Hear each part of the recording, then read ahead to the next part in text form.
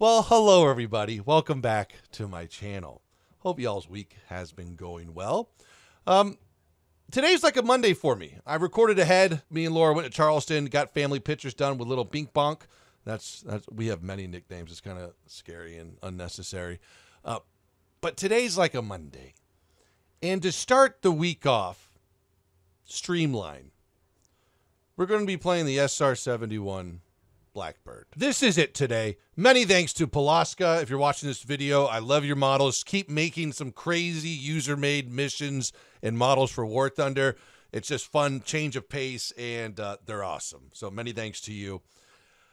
And this is the mission. This is the mission. Pilots, our intel say that the Russians are refurbishing the orbital space cannons in France after the invasion. Their use and their objective is unknown till now. Your task is to picture the old base and come back with the intel. You will be using Nazi German tech captured by the French in World War II and given to us in 1947, called the OBE, Outer Body Experience, or this Kleong stuff. More intel in the mission blog. So pretty much the OBE is just like a fantasy for a camera, because we don't have cameras in War Thunder. But we can't go too low, which we might try, because our co-pilot will have severe brain damage, so pretty much he'll act like a War Thunder YouTuber. Okay, yeah. Take mental pictures out of the deactivated space cannons in France. If our intel is right, the Russians have repurposed them to attack Britain. And then we have to make our way back to Ramsgate. Godspeed, pilot. But before we do that, I just want to take a nice look at the SR-71 and have a little bit of a conversation. Oh, okay. We get to take off. The Blackbird has to be the most mind-blowing aircraft that ever flew and also did a job. By the way, the gear's bugged right now. Just pretend there's circles down there that go spinny, spinny. I can't think off the top of my head any other plane that comes close that actually did a job. I mean, this thing had over 4,000 missiles shot at it, and it could just outrun all of them. None were shot down by a missile. It's just mind-blowing that this thing actually existed. I really wish I had the opportunity to see this thing at an air show, because my gosh, God almighty, look at it's just, it doesn't look like any aircraft ever. I've never seen an aircraft look like this. But if you guys know any aircraft that comes remotely close, leave it in the comments below. I would love to read up on it and increase my aviation knowledge, because I am Fly Monthly. I think I redeemed that title. Would you guys agree? And then we're going to be on to Fly Daily next month. But we're going to start these two Pratt & Whitney J58 engines. Guys, don't even get me started on these engines. I will get started on them, but we'll be in the air talking about them. These things are crazy. They have 32,500 thrust with afterburning. Pretty much, this thing has more thrust than a modern age Boeing 737-800 with the modern CFM engines. And it's not anywhere near the gross weight or empty weight of a 737. All right, full brakes, full power. Let's see if we can hold brakes. Nice. Oh, God. Oh, wrong. Okay. No, we can't hold brakes. And release. Well, I mean, I guess we can talk about the engines right now. Right now, these engines are operating like normal engines, normal jet afterburning engines, right? Air goes in, air gets compressed, air goes out at high speeds, thrust, jet. Oh my gosh, does this thing not want to take off? Oh, we want to get really quick. Hang on. There we go, there we go. All right, invisible gear up. But yeah, so right now, we're normal jet engines. But as we gain altitude, the engine, or the cone right here, will change shapes. It will recede back into the engine cowling to direct the air, not even through the engine anymore. At Mach 3 plus, this thing turns into like a ramjet. The air doesn't even go through the engine anymore. It just goes straight to the afterburner, where fuel's injected and it goes somehow. But oh my gosh, Lord have mercy. Okay, we need some more altitude, because pretty much at Mach 3 the air is already compressed enough to mix with the fuel to create very strong thrust at high altitude. Now I'm speaking in layman terms, so what I would want you guys to do if you want to learn more about the Lockheed SR-71 or 72. Mustard has a great short video on it, and the Wikipedia articles on the J58 engine platform is mind-blowing. But at Mach 3, it doesn't even use the engine anymore. It just uses this cone right here, and then just... And now, still, this is War Thunder, but we're going to see if, once we break Mach 2, if we start to really increase speed. Because that's when the ramjet will start to kick in. Like, it doesn't all of a sudden just go ramjet. It slowly moves in and it slowly pushes the air out of the engine. Well, I think some still goes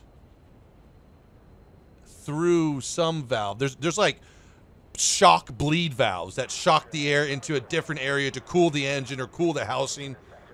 It's unbelievable. Please go check out Mustard's SR-71 video and the Wikipedia pages on the J58. But what's also interesting, I can talk about the SR-71 for quite a while. This sophisticated aircraft that looks like nothing else ever built was started by Chevy big block V8s. These sophisticated ramjets were started by a V8. Absolutely incredible. All right, so we're at 11,000 meters here. We're going to turn back to, I want to say that was Britain. Where are we going? We're going east, never eat soggy worms. Where's France? Oh, wow. Okay, here's France. Already there.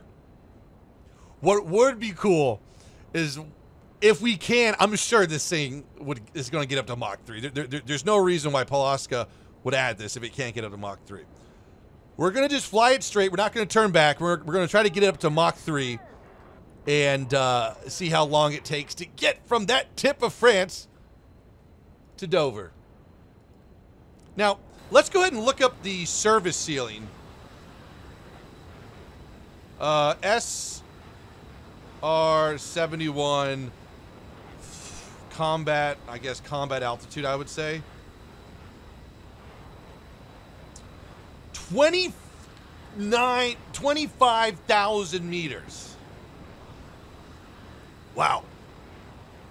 What is that? That the moon? Yeah, look at that. While we're going up to 25,000 meters, we're pretty much almost there. I want to just dabble in the subject of the YF-12. Now,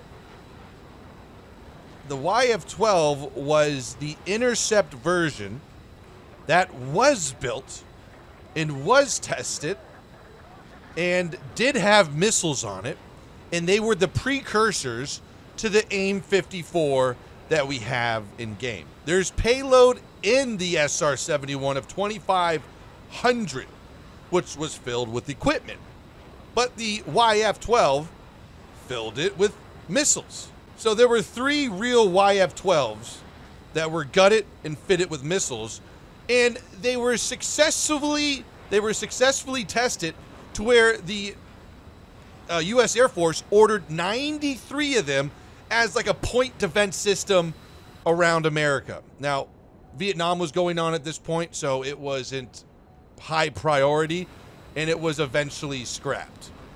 But I don't know if I'm reading this information right, but it had missiles on it, and they were missiles that were tested. You know, let's check the noses. Oh my, I want to say they move. Or maybe not, I don't know. I think they really move once we get to Mach 3. Am I saying that I want the Blackbird or the YF-12 in War Thunder? Absolutely. Do I think it's a good idea? I don't care anymore. I really don't care.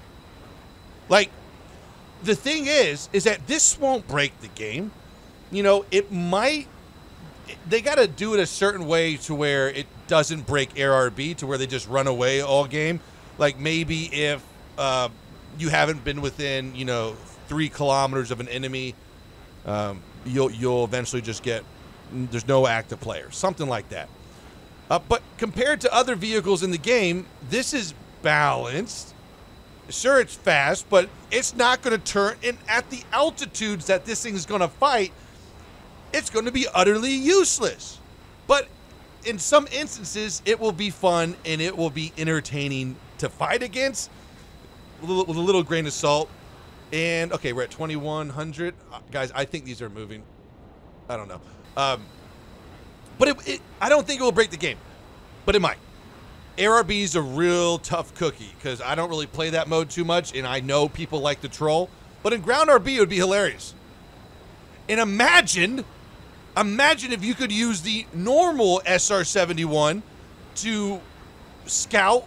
And now, sure, it just takes pictures. It doesn't have like a laser, finder. But the Huey from Vietnam has a laser range or a laser, lock-on stuff. So this one could, and you could spot targets every 30 seconds for your team. Huh? That sounds awesome. But just to solidify my point, it was actually built. It was actually tested. The E100's in game. Now, sure, it's not regularly available, but that was just a chassis. You look up on Wikipedia E100, and it says E100 chassis. All right, well, while we're talking, we passed 3,000 kilometers an hour. And we're almost at our proper altitude. The engines are now functioning. Well, actually, I think it's 3.2 Mach. Anyways, around here, the engines, or whatever you want, it's a ramjet now. The engines aren't producing the thrust. The fuel is, and the air is. Well, that's kind of how all jet engines work. But it's just completely bypassing this massive engine and being dumped right into the afterburner because the air is already compressed by the speed. It's a ramjet. It's crazy. Absolutely. Yeah, 25,000 meters is 80,000 feet. So I'm not going to look behind us yet, but we should see and confirm that the Earth is flat. But we will check this. Don't stall me out here. Let's check on the map, see how fast we're moving. Oh, well, I think we'll be perfect from going to Britain to France very quickly. Oh, my gosh. Oh, my gosh. Hang on. Let me get this thing oriented again. Look at, all right. I'm going to turn a little bit. Oh, don't. And correct me if I'm wrong, comments below, but the ramjet portion of, when it went to ramjet, it was actually pretty fuel saving, even though it's dumping fuel right into the afterburner, but it didn't have to run the engine anymore. Is that, I feel like I'm missing something on that. Someone, comments below. Okay, 1 Mississippi, 2 Mississippi, 3 Mississippi, 4 Mississippi, 5 Mississippi, 6 Mississippi, 7 Mississippi, 8 Mississippi, 9 Mississippi, 10 Mississippi, 11 Mississippi. Okay, I got my watch out. So pretty much right here. So it's like 15 seconds across the English Channel. Someone do the math. If I'm going 3.3 Mach from the closest point from France, or this is the UK, from the UK, from Britain to France, do the math. Let me know, comments below. All right, we're Mach 3.3. About to implode here. Now let's see how fast we can get if we just go. I don't think there's any faster. But surprisingly enough, the YF-12 set the fastest speed, and then the SR-71 broke it. So the YF was number 1 for a while. Can we get up to 4,000 kilometers? There's no way. We're hitting thick air. Yeah, it's fine. We got 14 seconds. 7:30:67. Oh my God! I just completely brain fart. 3,670 top speed.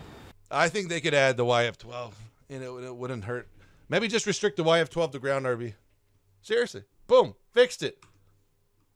The Air RB players aren't chasing jets that go one-third or a third faster than them.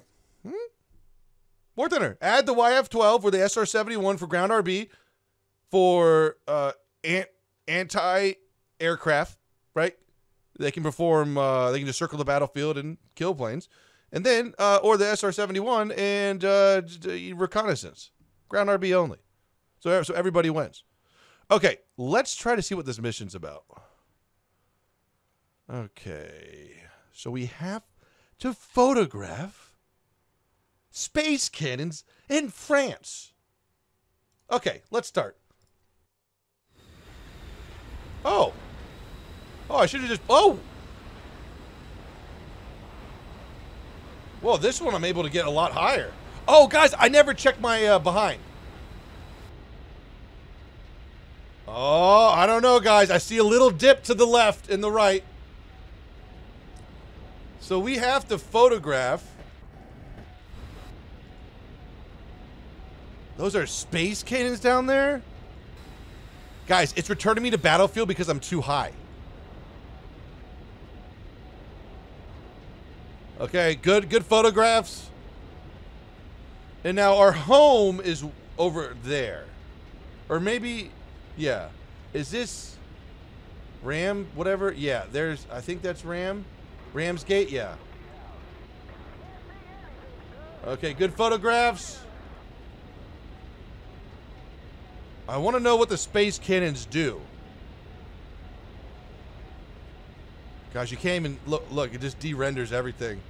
Guys, this is how real life works. Behind you, this is how it works. It just goes low resolution, or it's just black behind you. Oh, gosh. We're going to have some company here. I think we're done photographing. Let's keep our good altitude.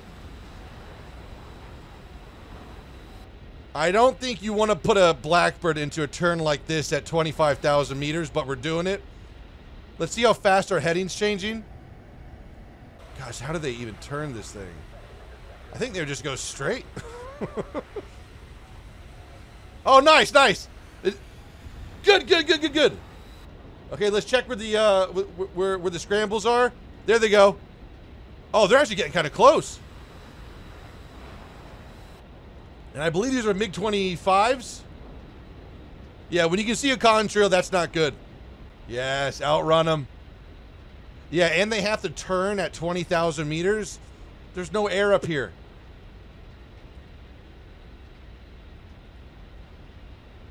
Just making sure we don't see a rocket trail.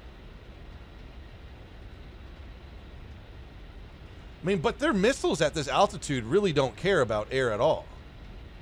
Wow, we're already over our air base. Air brakes? Okay, we do have air brakes. Oh my gosh, isn't there a story too about an SR-71 pilot being ejected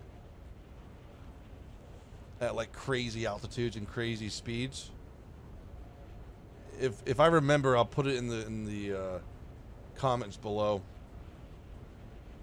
Crazy story. I just remember hearing about this on like a podcast. Okay. Heading down below Mach. There we go. Controllability's coming back nicely. Yes. All right, air brakes in. Oh, man. Ooh. Ooh. Something's wrong. Okay. Everything's still working.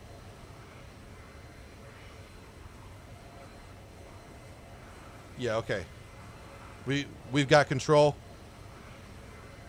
We're going to set up for a nice long approach in here.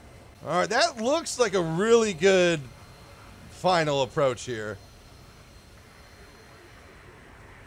We have no flaps on this thing. But I'm pretty sure I can air brake this thing really well with this underbelly. Okay, flaps will go in, or air brakes. I mean, she turns. This is so weird flying this. I love it. Okay, we're on final approach.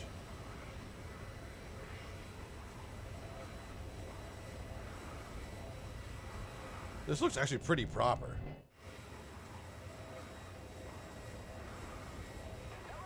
We're going to pitch for speed, power for altitude. That's a flight school thing. I know it's kind of opposite, but I don't even know that's right anymore. I haven't flown for a long time. All right. Air brake in. Gear comes out. We're sinking. Afterburner. There we go. We got controllability. Let's land around 500. No, like 470. Oh, y'all need to fix that runway. Y'all got to fix that runway.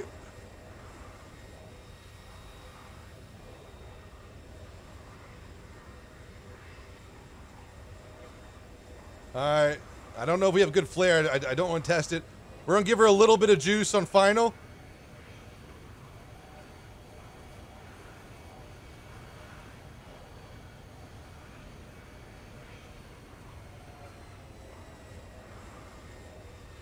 Holy AOA.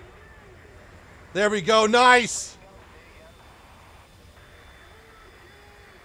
Beautiful. And, well, not beautiful. In my eyes, it's absolutely gorgeous.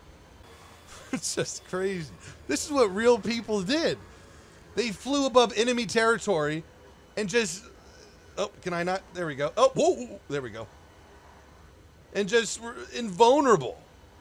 And then just flew back, landed, and went to Walmart. Or Kmart back then. Or Target and bought eggs and plastic bags. That's crazy to me. You know what's also crazy is that the United States, hang on, let's get this a little bit slower. The United States did not have enough titanium sourcing to build the SR-71 because the whole thing's made out of titanium. They had to buy titanium through Russia.